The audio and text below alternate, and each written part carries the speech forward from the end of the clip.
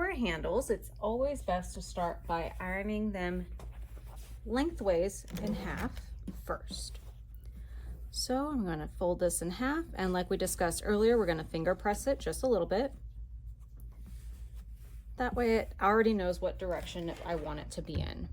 And then I'm using the iron to set it and press it versus using the iron to stretch it by pulling it across the fabric.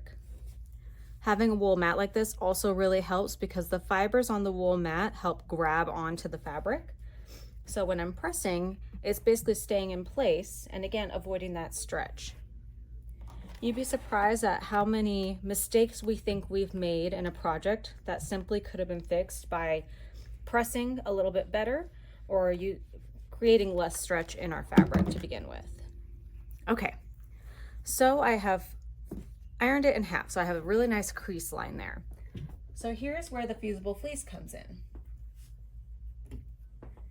Because it is at half the width of the length of half the width of the fabric, it sits right in the middle there. You can also fold your fusible fleece in half just so you have the same crease line to match it up with if you want. I don't worry about being super exact. And you'll notice my fusible fleece is actually a little bit shorter than the handles as well. That's okay. The handles are going to get sewn into the bag, so it's not that big a deal that it doesn't reach all the way down. And in fact, it'll actually make it easier for me to sew my handle in. Again, the main purpose of this is when we have this fusible fleece in the handle, it's just going to give a little bit more body to where we actually grab the handle. So now that we have that, I'm going to flip it. And again, I just try to keep it centered there. And we're going to press that in. Fusibles do work with heat. However, you can over press it and kind of dissipate the glue that's on the back of that fabric. So you don't necessarily want your iron on the hottest setting, and you don't want to over press.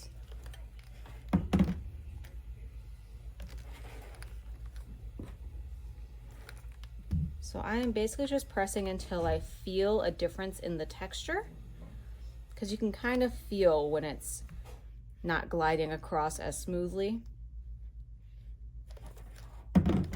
And then you can see that it's stuck. And then I kind of do like a little bit of that just to kind of see if it comes up. Okay, so now what we're gonna do is we're gonna fold the edges back into that original crease line that we made. So one edge should sit here. The fold of this will sit along the edge of the fusible fleece, and I'm going to press along the way so that way it stays in that position. We're going to do the same thing for the other side. So while my strip is on this side of my wool pressing mat, I'm going to do that. The goal is to not let the fusible fleece curl. It's okay if there's a gap. It is not as okay if the fusible fleece curls up in there, because then you're just making it thicker than it needs to be. And you want this all to be a nice clean shape. Now, if I had let it stick exactly in the middle, all this fusible fleece would be covered, but you know, we live and we learn. And once you see how the handle's made, you're gonna see why it doesn't matter that I can see the fusible fleece right now.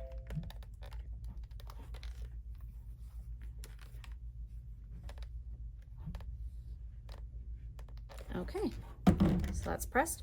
Now, the fabric should already kind of remember how we pressed it originally, but since we've done a couple other pressing, I'm just gonna press this one more time in half. And ultimately, this is what our handle's gonna end up looking like. So, I'm gonna press this here.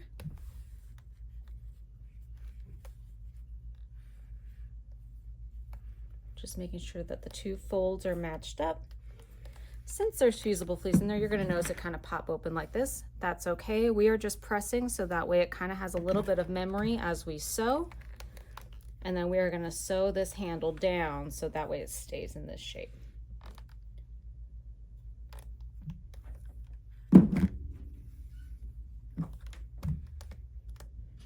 Okay. You're gonna do this with your other handle fabric, same exact steps, so that way you end up with two of them that look exactly the same. and then we'll get into sewing the handles together. So normally for something like a handle, I would use a matching color thread, but I do want you to see the stitches on this bag, plus the gray will look just as fine with this handle as well. So I'm going to show you how I sew the handle together. I'm going to take the folded edge, and we want to close that up first. That way it's one full cohesive piece.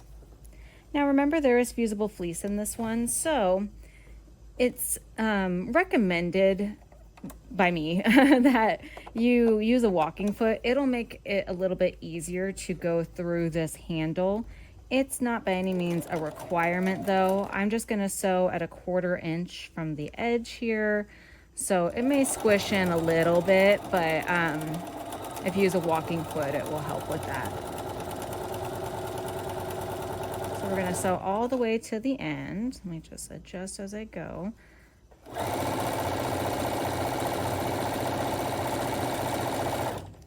I also use diagonal seam tape on my machine, so I'm keeping an eye on it being lined up all the way down to here. You can see that black line there.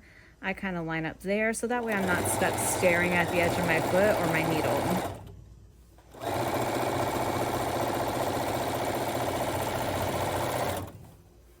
Okay, great.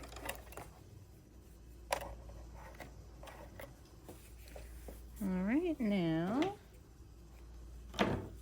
what I like to do to make my handles look a little bit more cohesive, you can leave it just like this. You have a handle at this point.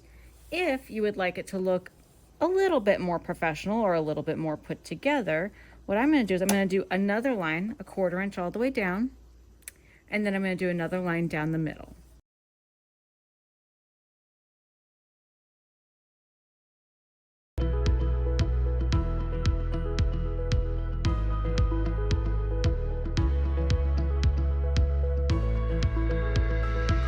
Now we have 2 identical handles. With the cuff pieces, we are also going to fold them in half and iron them. So you're going to take your cuff, fold it in half lengthwise, and then you want to press it like this. We're not going to sew it yet. We're going to attach it to our bag in order to sew it. So just worry about pressing it in half lengthwise, and then your cuff pieces are ready to go.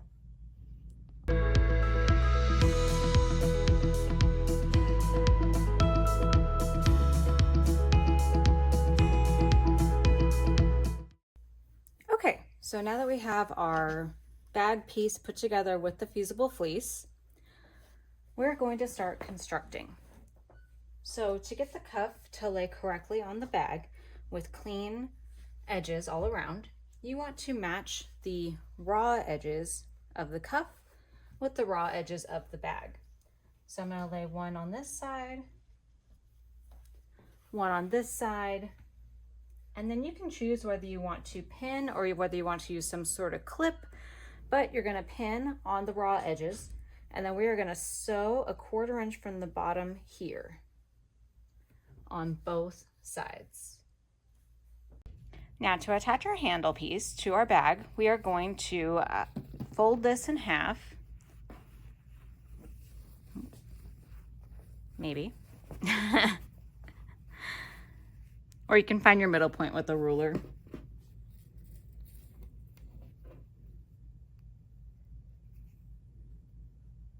Okay. Now that I've folded that in half, I have my middle point. And the pattern calls for you to put the handle about 3 or 4 inches away from the middle point. I'm just gonna kind of eyeball it. You know, and you can measure it different ways, like just to make sure that they're the same distance. So I can take a pin here, and then I can take a pin here, and that, you know, and then that puts them at the same distance away.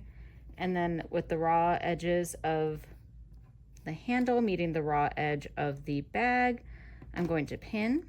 If you have wonder clips, this is a great place to use your wonder clips because you do have the bulk of the fusible fleece in both the handle and the cuff of the bag, or the bag underneath the cuff, I should say. And then what we're gonna do is we're gonna sew along the top here, catching the cuff, the bag, and the handle. If you wanna make your handles a little extra secure, when you sew along here and you get here, you can sew over, back tack, sew over again, sew over, back tack, sew over again. Or you can just back tack on the edges right here, or however you want to do that. It'll make it a little bit more secure if you sew over a couple times. And then that will attach our handles to our bag. Once your handle is attached, it'll look something like this. You want to make sure that when you sewed, your handle will come up straight and there aren't any weird twists or anything in it. So now that you've attached both handles, we will be done with part 2, and then part 3 will be us finishing the bag. We'll sew together the lining, we'll sew together the bag, we'll turn it inside out, and then we'll be done with the bag. So tune in next week, Monday, so you can get part 3 and the final part of this Halloween tote.